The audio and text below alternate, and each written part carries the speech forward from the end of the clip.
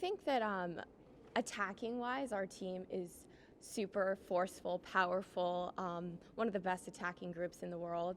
And I think we're very confident in that. And I think that as you progress in this tournament, there's always going to be added pressure. And the group has historically and is doing a great job of flipping that pressure on its head and using it as motivation, inspiration to keep pushing forward for better performances and continued good results.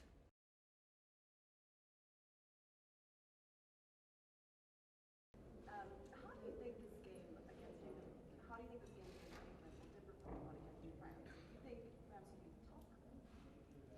I think that, the match ahead is always the match that you're focused on, and each opponent has varied strengths. I think when you're playing the host country, there was a lot of just buzz around the game that made it feel very emotional and very intense. But that naturally happens in a semifinal. It's boiled down to 4 teams. The stakes are so high, and I think the way this team looks at it is nothing in the past matters unless we win the next 2 games. James Gold, BBC. The England's head coach, Phil Neville, has described Lucy Bronze as the best player in the world. Do you agree? I think Lucy Bronze is a fantastic player, and she's having a fantastic tournament. Who do you think is the best player in the world? That is not for me to decide or think about. I think that as a player, I'm in the World Cup to play, to scout my opponents so that we can win games and have results. And I think that's for you guys, the media and the fans, to talk about and have fun with.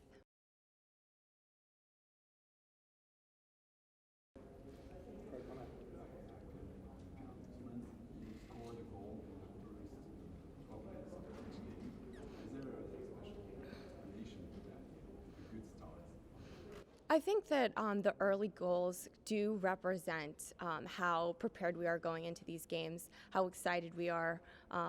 In the beginning of the tournament, we were kind of the last game of every round, and I think that there was a buildup and an excitement that's carried with us into the starts of matches. And I think other than that, we do have a very potent attack, and we're trying to get a lot of goals, trying to get in the goal zone.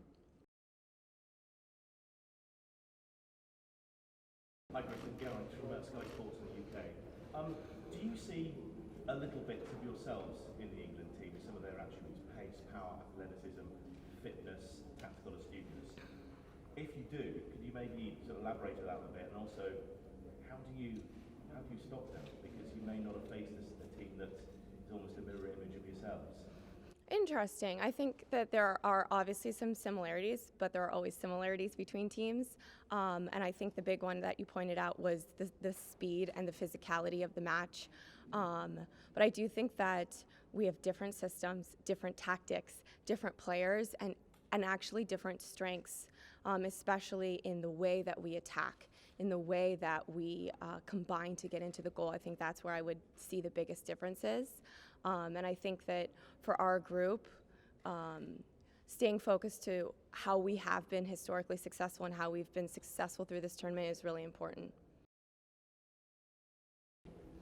So it must be really special. 4 years ago, you don't see this buzz around it. You face a French team that the media talked about. It was a packed stadium. It's going to happen again. You have media all over the world covering it. How do you feel as a women's footballer to see the growth of women's soccer and to have a tournament like this and all this media and attention around it? Yeah, I think that this World Cup has been fantastic. It's been so much fun, and we don't really get to step back and look at it in that way quite so much when we're in it. But I do have that sense that it's bigger and it's better than the last tournament, and that's super important. And that's not just the facilities and the stadiums and the fans and the media, but it's also the quality of the teams that are competing. And I think that that's the other side of the game, where all of us are on the same team and we're fighting to improve the global game on the women's side, and we're doing that together. And I think this World Cup is a celebration of that progress. You've been talking about goal scoring. The last 2 games have both been 2-1, very tense, tight, defensive, physical games. What does that say first about Alyssa and how clutch saves she's made, and just the style of this team that it seems like is willing to do whatever it takes here. Yeah, I think, of course, our team's willing to do whatever it takes. We're here to win, and we haven't had any questions or hesitations about that. That's our intention. And so I think tactically, the team has been a little bit more adapting than in the past or in the friendly games that we play, and that's only natural when you're in a World Cup and the stakes are so much higher. I think a huge credit to Alyssa and our back line. It's not easy for any team that has, relied a lot on their attacking mindset and being the aggressor to defend as much as we have as in the last two games. But we did it beautifully, and it was, a force to be reckoned with, our defense, and I think that's really cool.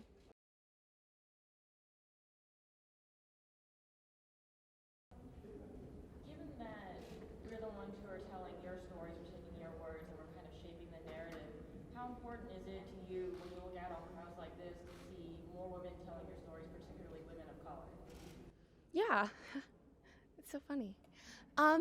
No, I think it's hugely important. I think that as the game grows, we want the storytelling to grow, and we want diversity on the field. We want diversity in coaches. We want diversity in the media. I think that's hugely important, and I hope that as women and as people of color, we're all coming together and we're continuing to push boundaries, because when we do, and there's more representation, there's better stories told, there's a bigger population of people that feel heard and understood and inspired.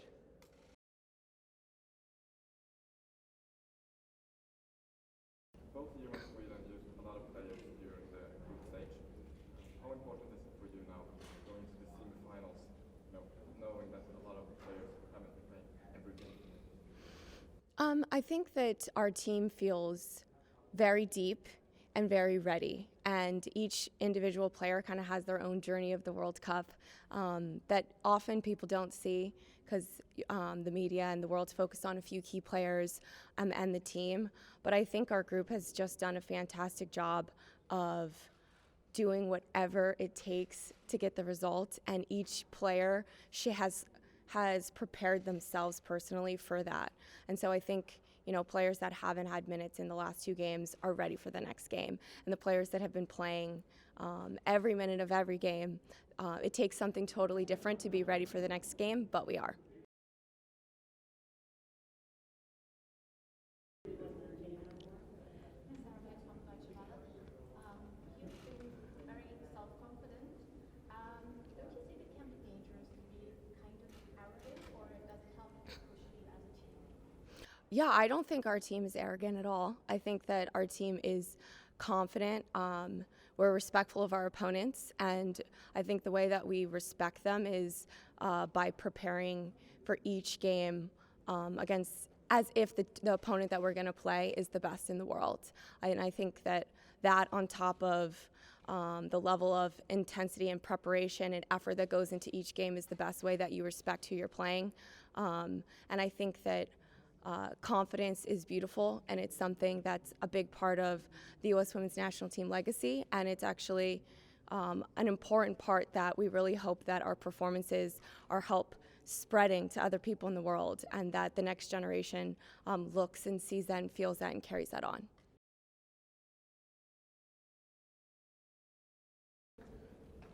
You're obviously the reigning World Cup champions. What do you think your team has that other teams don't have? And do you mean like over time? Here at the World Cup. Yeah, I think that our group is confident.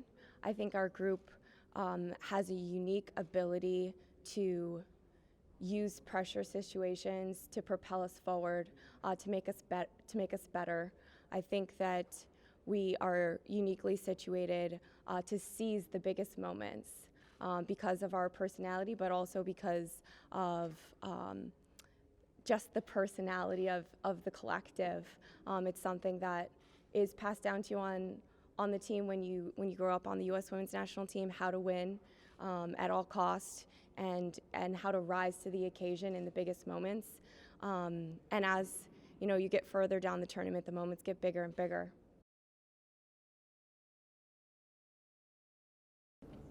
So I'd be remiss if I didn't ask, but the English media has kind of had some fun with the whole hotel gate. I know Coach was asked about it. Does any of that kind of permeate down to you guys, or do you just completely block it out, especially with such a big game ahead of you? To be honest, I can only speak for myself, and I have been completely in a bubble the whole tournament. As I mentioned before, we don't really have the luxury to enjoy some of the fanfare around the tournament because, especially just for me and the way I prepare and the way that I feel most confident about the way I can perform, is to just be super focused on the game. And I think that there will be a moment after the tournament where we look back and we see, all the drama and what all the fans are reading and hearing.